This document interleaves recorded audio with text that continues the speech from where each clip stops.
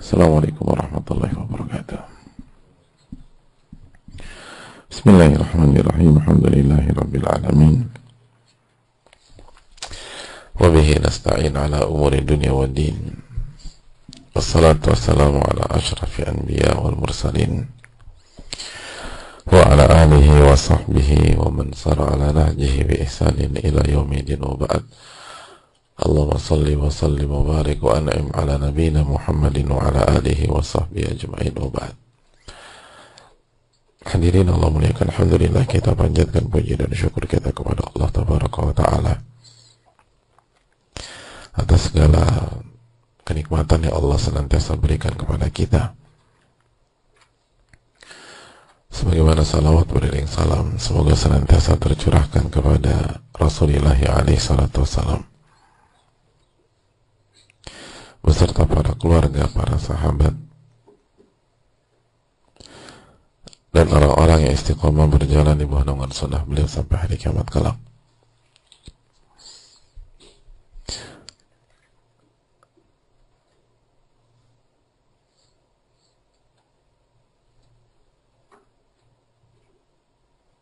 Allahumma salli wa sallim wa barik wa an'im ala nabiyina Muhammad wa ala alihi wa sahbihi ajma'in.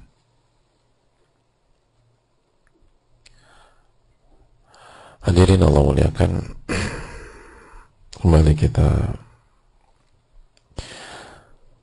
bertemu pada kesempatan kali ini dalam rangka menambah ilmu kita, menambah wawasan kita. Namun hanya menambah wawasan itu nggak cukup, hadirin. Setiap majelis harus berfungsi untuk menjaga bahkan menambah iman kita. Sebagaimana ucapan para sahabat ketika mengajak kajian, ta'alau nu'min sa'atan. Mari sejenak kita mempertahankan dan menambah iman kita. Dan itulah membedakan ilmu agama dengan yang lain. Tujuan utama kita belajar adalah menambah iman. Innama yutlabul ilmu liyuttaqullahu bih, kata Sufyan Ats-Tsauri. Sesungguhnya ilmu itu dipelajari agar digunakan bertakwa kepada Allah Subhanahu wa ta'ala. Maka ini yang perlu kita terus evaluasi dan terus renungkan.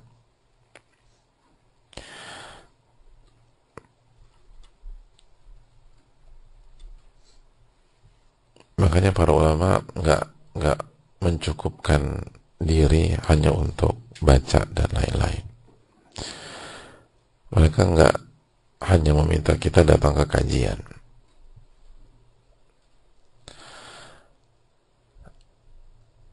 Tapi mereka minta lebih dari itu.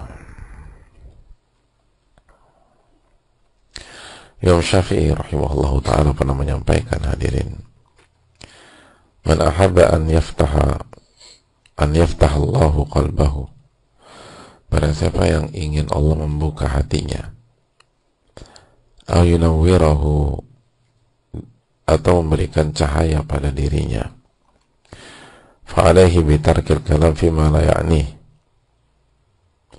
maka dia harus meninggalkan ucapan dan pembicaraan yang bukan urusannya. Wajtinab al-ma'asi, dan dia harus meninggalkan maksiat-maksiat atau menjauhi maksiat-maksiat.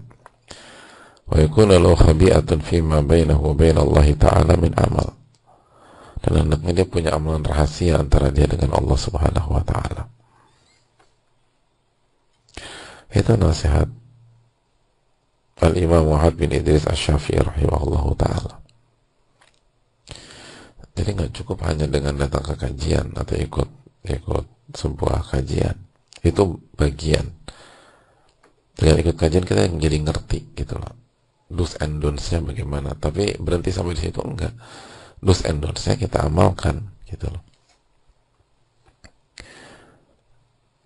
Makanya barang siapa yang ingin hatinya dibukakan dan mendapatkan cahaya, tinggalkan pembicaraan yang bukan urusan Anda. Jangan bicara hal yang bukan urusan Anda. Makanya kayak gosip gitu, ghibah, fitnah, atau ngurusin urusan orang, itu bukan hanya dosa, itu mematikan hati dan menutup pintu hidayah kepada hati dan memadamkan api hidayah dari hati kita.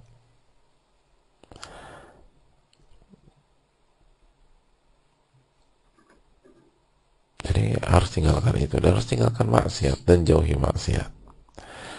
Begitu tergelincir istighfar, tobat, lalu istighfar, tobat lagi, lalu istighfar, tobat lagi, lalu istighfar, tobat lagi, dan begitu seterusnya. Dan hendaknya dia punya amalan rahasia antara dia dengan Allah Ta'ala.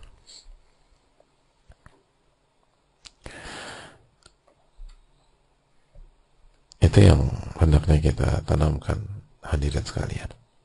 Ini bukan hanya tentang kajian. Ini tentang bagaimana bertakwa kepada Allah Subhanahu wa Ta'ala. Dan tinggalkan hal-hal yang bukan urusan kita, jauhi maksiat, dan milikilah amalan rahasia antara kita dengan Allah. Nggak ada yang tahu kecuali kita dengan Allah. Maka Allah akan buka hati kita dan Allah akan memberikan cahaya pada hati kita. Dan itu yang kita butuhkan. Allah Ta'ala alam bisawab. Hadirin Allah muliakan, semoga sekali lagi kita mendapatkan ilmu nafi, ilmu yang bermanfaat dari setiap majelis-majelis kita, ilmu yang merubah diri kita dan memberikan jalan kebahagiaan di dunia dan di akhirat. Dan sebagaimana biasa kita buka sesi tanya jawab, dan semoga Allah memberikan ilmu nafi dari sesi tanya jawab ini. Wallahu ta'ala alam bisawab.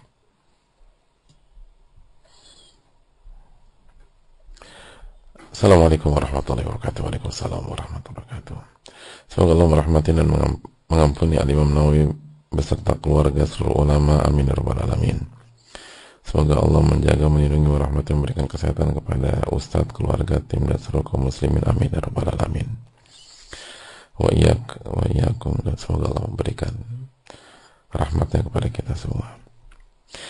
Izin bertanya Ustaz mengenai teman saya yang sekarang sedang tertimpa musibah dan sedang kebingungan. Beliau kemarin dapat kabar kalau teman kerjanya dulu meninggal dunia secara mendadak atau bunuh diri. Jadi teman kerjanya bunuh diri. Alhamdulillah afani wa qadahu bi fadlani ala katsir min khalqi tafdila. Beliau sangat terpukul dan bingung harus apa, karena katanya sebelum meninggal seminggu yang lalu temannya ini sering bilang mau bunuh diri.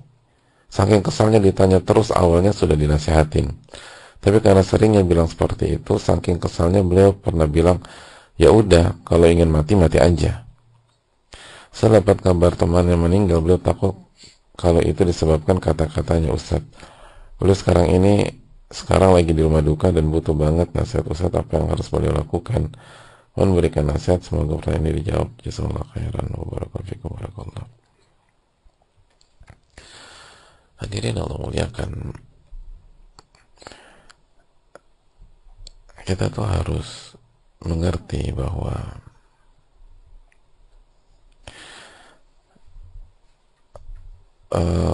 manusia itu diciptakan lemah. Wa khaliqal insana dha'ifa dalam surat An-Nisa ayat 28. Dan manusia diciptakan dalam kondisi lemah. Dan salah satu bentuk kelemahan manusia itu lemah dalam mendengar sesuatu.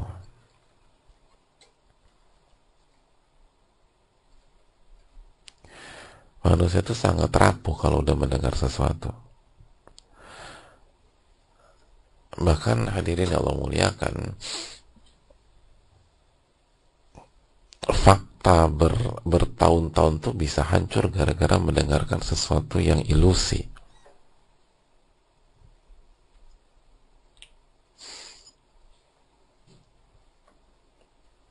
Jadi bukan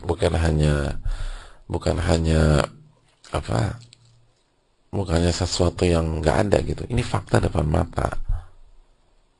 Itu bisa hancur berantakan di dalam diri kita ketika kita mendengar sesuatu yang berbeda dengan fakta itu.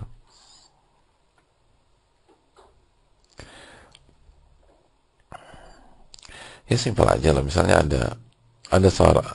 ada pasangan dalam sebuah rumah tangga yang sangat baik, sangat harmonis, sangat menjaga suaminya, takut kepada Allah Subhanahu Wa Taala dan berusaha menjalankan tugas sebagai suami dengan baik. Tapi suaminya memang kerjanya harus dinas dan nggak ngapa-ngapain.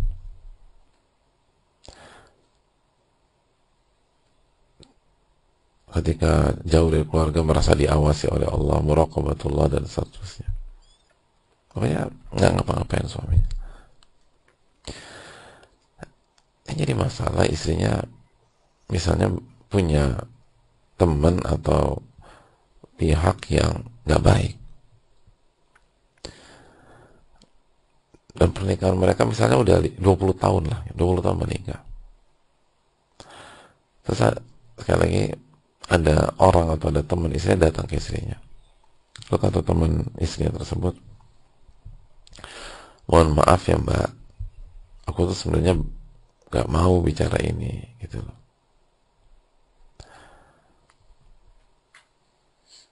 Tapi kayaknya aku harus kasih tau mbak gitu.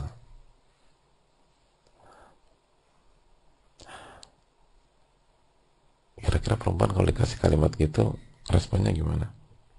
Penasaran. Terus kata orang itu, tapi nggak jadi deh mbak, nggak jadi gitu. Aku takut gitu. Tapi kayaknya aku harus kasih tau mbak gitu. Terus dipimpong nih perempuan. Sampai akhirnya dia bilang, mohon maaf ya, suami mbak itu punya atau suami mbak tuh bermain ketika di luar.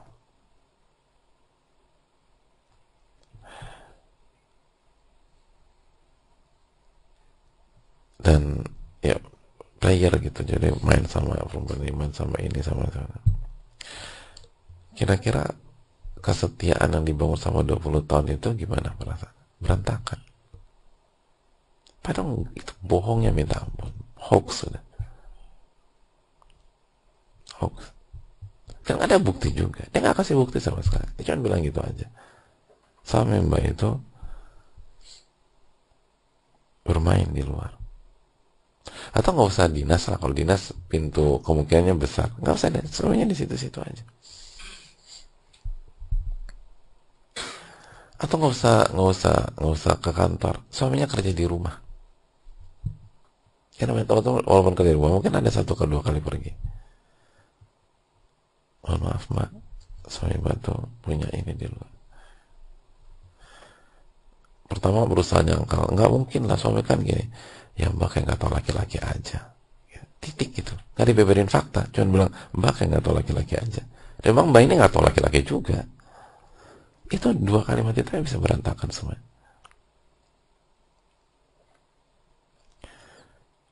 Makanya kan kita diperintahkan menjaga pendengaran, bukan hanya menjaga lisan.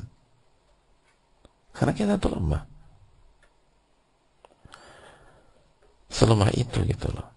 Dan kita seringkali gak ngerti diri kita sendiri. Atau sok kuat. Akhirnya bermain. Dimainin gitu.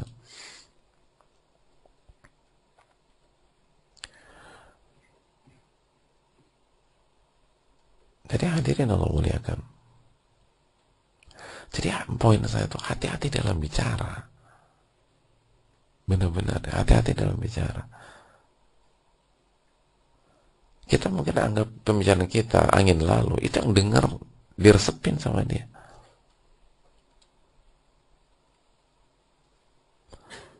Apalagi dalam kondisi nggak stabil.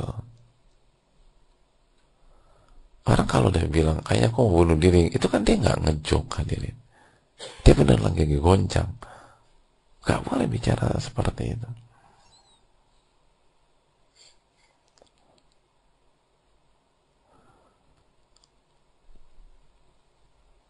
Kita harus bicara hal positif, kita harus kasih harapan, kita bilang ini.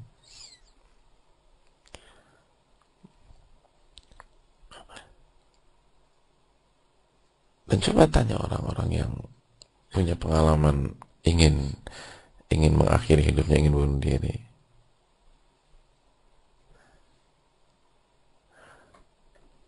Pengalaman saya yang terbatas ya, itu emang dibisikkan syaitan udah.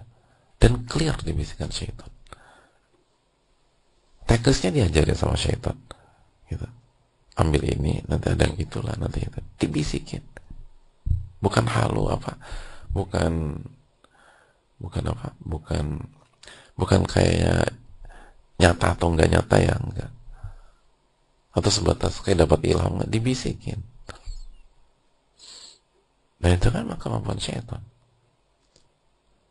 Masih ingat riwayat ketika Imam Ahmad mau wafat, meninggal dunia, lalu syaitan bicara dengan Imam Ahmad, sekarang Anda sudah aman dari saya. Kata Imam Ahmad, belum. Sampai saya wafat husnul khatimah baru saya aman dari Anda. Jadi berat gitu loh. Nah, jangan ditambah lagi sama kita. Ya udah, kalau mati mati aja. Ya double udah. Dari jinnya begitu, dari manusianya begitu.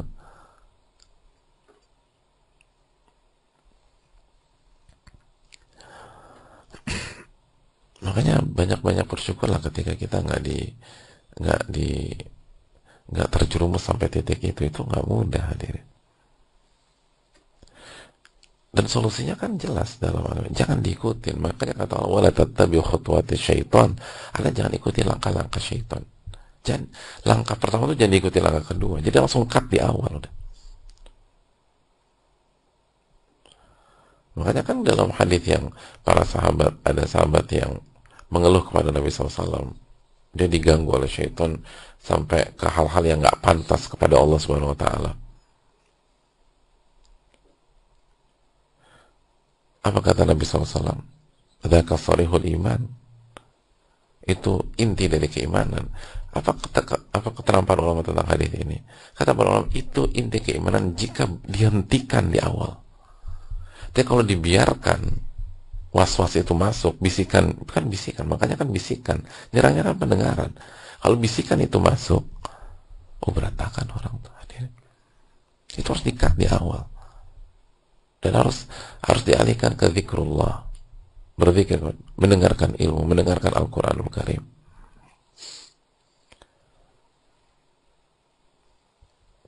Makanya pendengaran kita tuh lemah. Makanya kita diminta baca Al-Quran dan mendengarkan bacaan Al-Quran.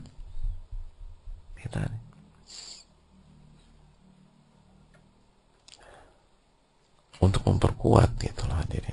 Jadi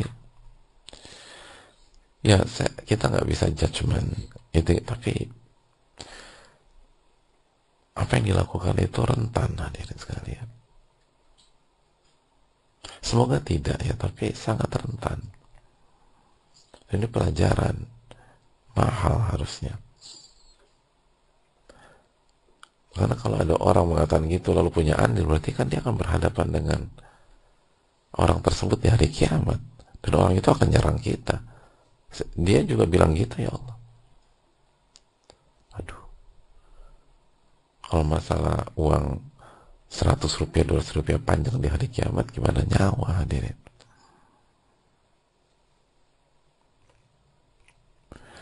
Makanya hati-hati lisan, hadirin, hati-hati lisan.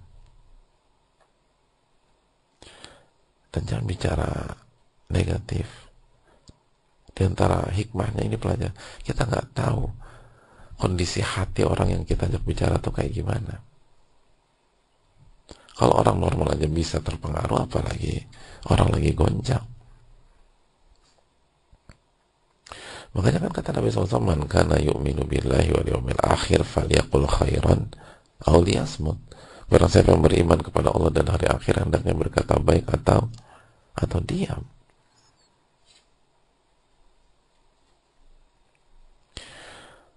Allah Ta'ala alam. Terus yang berikutnya taubat-taubatan nasuha, minta ampun sama Allah Subhanahu wa Ta'ala, minta ampun kepada Rabbul Alamin.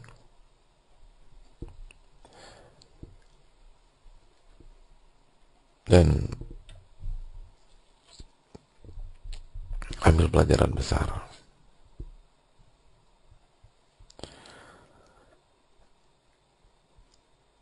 Dan benar-benar jadikan ini sebagai game changer dalam kehidupan, berubah deh. Benar, ini kalau benar ada andilnya, ini masalah panjang di hari kiamat. Masalah panjang di hari kiamat. Tapi ingat, di sisi lain, jangan putus asa terhadap rahmat Allah. La taqnatu min rahmatillah. Sebagaimana firman Allah dalam surat Az-Zumar, Allah mengatakan, atau Allah berfirman kepada hamba-hambanya yang melampaui batas,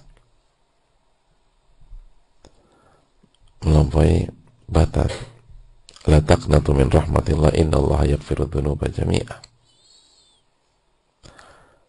Dan surat Az-Zumar 53 Allah berfirman, qul ya ibadiyalladzina asrafu ala anfusihim, katakanlah wahai hamba-hambaku yang melampaui batas terhadap diri-diri mereka, la taqnatu min rahmatillah, jangan putus asa dari rahmat Allah, innallaha yaghfiru dzunuba jami'a, Allah mengampuni seluruh dosa jika seorang itu bertobat.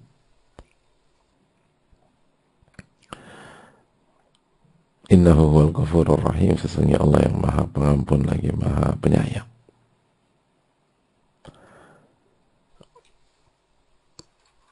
Dan jangan lupa juga, setelah sebagaimana syaitan ganggu temannya, syaitan akan ganggu dia. Dan dibisikkan lagi bahwa Anda melakukan kesalahan fatal, ini nggak termaafkan, nggak bisa dimaafkan, Anda akan hancur, Anda pembunuh, dia meninggal tuh Anda yang bunuh dengan kata-kata Anda, dia meninggal tuh karena Anda yang membunuh dengan nasihat Anda. Itu, kalau itu kita dengar, jelas itu syaitan.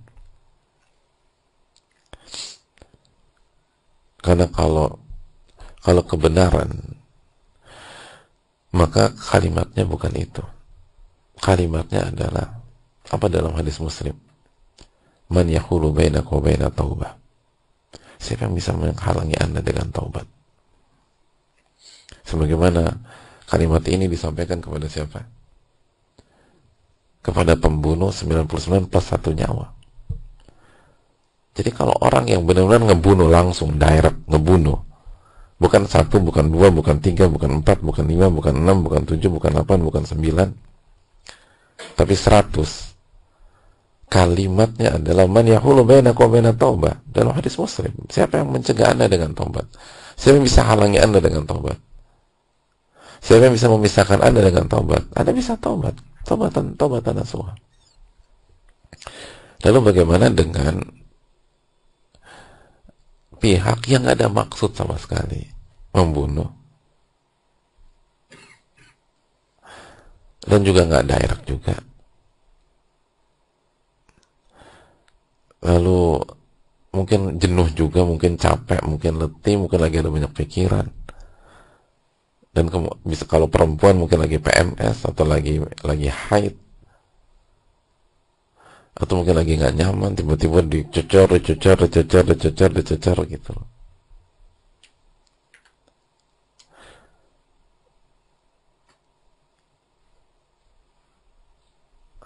Jadi dicecer lagi, karena masuk ke pembunuhan secara sengaja, secara definisi tidak. Lalu pembunuhan syibul amdin, pembunuhan semi sengaja, nggak masuk ke definisi itu. Lalu pembunuhan secara tidak sengaja pun tidak masuk pada definisi tersebut. Bismillah. Karena kan pembunuhan dalam fikih ada 3, pembunuhan sengaja, semi sengaja, dan tidak sengaja. Dan kalau kita lihat definisi para ulama dengan segala keterbatasan kita ya, insya Allah nggak masuk ke sana.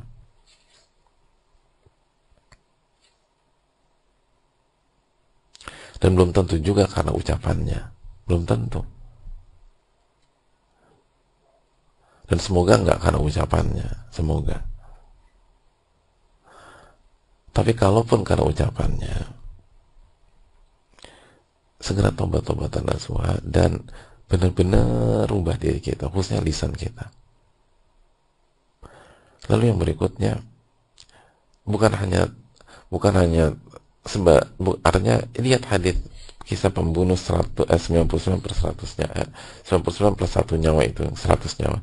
Apa kata alim dalam hadis tersebut yang diceritakan Nabi SAW? Pindah, kata alim, pindah dari negeri Anda ke negeri lain, karena negeri Anda banyak orang jahatnya, dan negeri yang saya rekomendasikan itu penuh dengan orang yang beribadah dan mentauhidkan Allah SWT. Jadi artinya, jadikan kejadian ini sebagai momentum perubahan kita. Bahkan bukan hanya berubah secara personal, tapi mencari lingkungan yang benar-benar kondusif. Bukan hanya kita berubah, tapi cari sahabat-sahabat yang bertakwa kepada Allah, sebagaimana nasihat dari dalam hadis Muslim tersebut. Dan semoga Allah ampuni dosa kita. Dan juga terakhir, doakan teman kita yang meninggal dunia tersebut. Doakan semoga Allah ampuni, semoga Allah maafkan, semoga Allah segala macam. Dan bisa juga kita misalnya bersedekah atas namanya, biar dia dapat support juga nanti di hari kiamat. Dan apa yang bisa kita lakukan buat dia lah, gitu loh. Kadang kan wa'at bi'is sayyi'atal hasanata tamhuha, ikutilah perbuatan buruk dengan perbuatan baik, niscaya perbuatan baik itu akan menghapus perbuatan buruk tersebut. Jadi karena kalimat kita bisa jadi memudaratkan dia, bisa jadi ya, maka lakukan hal yang memberikan manfaat kepada dia secara langsung. Itu tadi, doakan. Lalu kalau ada uang, sebagian sedekahkan atas namanya. Semoga Allah memberikan taufik. Assalamualaikum warahmatullahi wabarakatuh. Waalaikumsalam warahmatullahi wabarakatuh. Semoga Allah SWT merahmati Al-Imam Nawawi, Al-Imam Ibnu Qayyim, Imam Ibnu Jama'ah, para ulama rahimahullah, keluarga mereka, guru-guru mereka, dan orang-orang mereka sayangi. Amin wa iyyakum. Semoga Allah merahmati penanya. Semoga Allah SWT senantiasa merahmati Ustadz beserta tim, keluarga, seluruh kaum muslimin. Amin ya rabbal alamin wa iyyakum. Sebelumnya saya mohon maaf jika pertanyaan saya di luar konteks, Ustadz. Ya. Ini di dalam konteks, karena kajian kita konteksnya tanya jawab. Jadi semuanya di dalam konteks. Saya memiliki adik kandung yang sedang Allah uji dengan permasalahan rumah tangga. Beliau baru menikah beberapa bulan. Saat ini qadarullah istri beliau meninggalkan rumah sudah hampir sebulan. Pihak keluarga istri menutup akses beliau untuk ketemu dengan istri beliau. Beliau sudah menyadari bahwa beliau telah melakukan banyak kesalahan selama berumah tangga. Di antaranya melakukan kekerasan kepada istri beliau. Sampai hari ini beliau masih menafkahi istri beliau. Apa yang harus beliau lakukan untuk bisa kembali menatap kehidupan beliau? Karena saya melihat beliau sangat terpuruk dan bagaimana status rumah tangga beliau. Semoga Allah memberikan taufiknya untuk Ustaz dalam menjawab pertanyaan ini. Amin wa iyyakum. Jazakallahu khairan wa barakallahu fikum barakallahu wa iyyakum. Alladzi afani wa talahu bi wa faddalani ala katsirin min akhlaq tafdila. Tobat-tobatan nasuha. Minta ampun sama Allah. Dan sadari bahwa menzalimi istri itu dampaknya kemana-mana. Apalagi udah main fisik, main kekerasan. Istri itu atau wanita bukan untuk dipukuli, bukan untuk disiksa atau dikerasi. Kata Nabi SAW, rifqan bil qawarir, lemah lembutlah dengan istri. Jadi kita menikahi wanita agar kita bisa lemah lembut dengan mereka. Istausu bin nisa'i khairan, saling memberikan nasihat agar tetap baik dengan istri.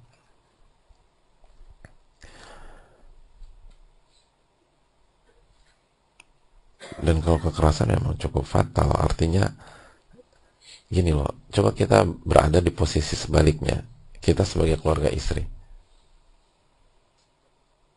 kira-kira kita, kalau kita di keluarga istri nih, di keluarga, jadi maksudnya itu kita dapat kabar adik kita mengalami kekerasan, atau kakak perempuan kita mengalami kekerasan rumah tangga dan seterusnya, terus suaminya datang ke kita, kira-kira kita serahkan adik kita lagi nggak ke beliau?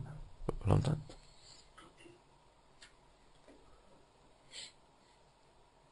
Itu kira-kira demikian lah gitu. Dan kalau udah sampai keluarga tuh panjang hadirin, nggak bisa. Dan ini bukan tentang istri kita aja, ini tentang kehormatan keluarga, tentang kehormatan keluarga. Jadi kalau orang tuanya udah tahu, kakak laki-laki udah tahu, di sebagian masyarakat bukan hanya nggak diserahkan, suaminya diincar sama kakak laki-lakinya di sebagian masyarakat ya. Jadi bukan hanya nggak diserahkan, justru sebaliknya, tetap berubah. Bukan suami yang nyari istrinya kemana, suami yang dicari oleh keluarga istri. Karena ini fatal masalahnya.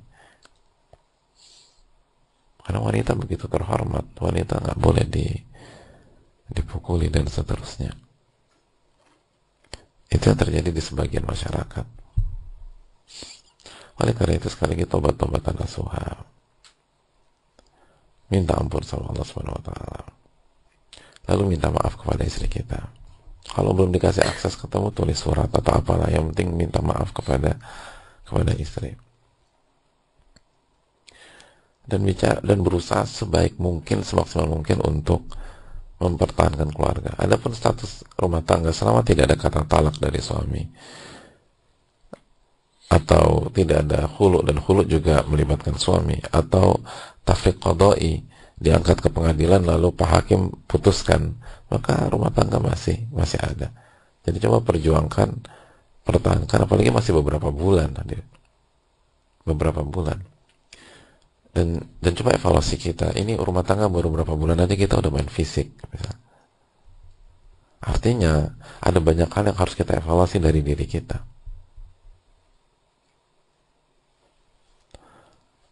Itu hal yang perlu kita renungkan bersama-sama. Benar, taubat dan berubahlah. Lalu buktikan bahwa kita berubah dan mau berubah. Dan minta maaf, benar-benar minta maaf. Walaupun ketika sampai ke keluarga istri panjang urusannya. Allahu ta'ala a'lam bishawab. Saya rasa cukup sampai di sini. Semoga Allah memberikan taufik. Subhanakallahumma wa bihamdika, la ilaha illa anta, astaghfiruka wa atubu ilaik. Oh ya, satu lagi, yakinlah kalau Allah kasih, kalau kita tobat-tobatan nasuha, Allah akan kasih jalan keluar. Ini untuk penanya kedua dan penanya pertama, yakin. Wa man yattaqillah yaj'al lahu makhraja. Barang siapa bertakwa kepada Allah, Allah akan kasih jalan keluar. Dan Allah akan berikan rezeki dari arah yang tidak ia duga-duga. Jangan putus asa, perbaiki dan jadi yang lebih baik untuk penanya pertama dan kedua. Tapi ini bisa disampaikan. Assalamualaikum warahmatullahi wabarakatuh.